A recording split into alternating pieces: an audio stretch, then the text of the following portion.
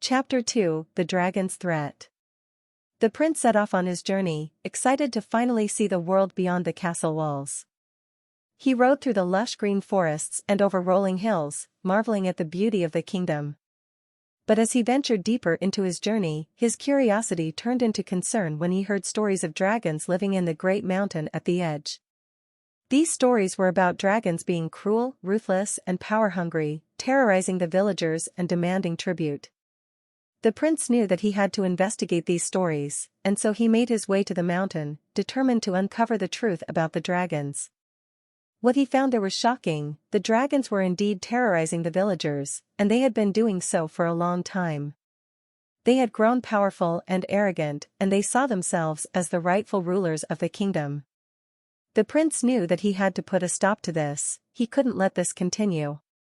The dragons were too powerful, and if left unchecked, they could become a threat to the entire kingdom. As Prince Alexander left the mountain, he knew that he had to find allies to help him fight against the dragons. He rode through the forest, searching for any creatures who would be willing to join him in his fight. It was there that he stumbled upon the elves, who lived deep in the forest. The elves were a reclusive people, who had long kept to themselves, but Prince Alexander knew that they were powerful magic users and could be valuable allies in his fight against the dragons. He made his way to their village and asked for their help. The elves were hesitant at first, but they eventually agreed to join Prince Alexander in his fight against the dragons. They knew that the dragons were a threat to the entire kingdom and that they had to be stopped. The prince now goes deep into the mountains, where the dwarfs lived. He was amazed by the intricate tunnels and mines that the dwarfs had created, but he noticed that something was not right.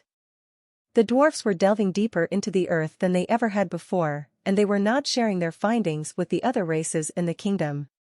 Prince Alexander knew that he had to get to the bottom of this, so he asked the dwarfs about their recent excavations. They were tight-lipped at first, but eventually, they revealed that they had uncovered an ancient source of magic, deep in the earth. They had been keeping it a secret, for fear that the other races would try to take it from them.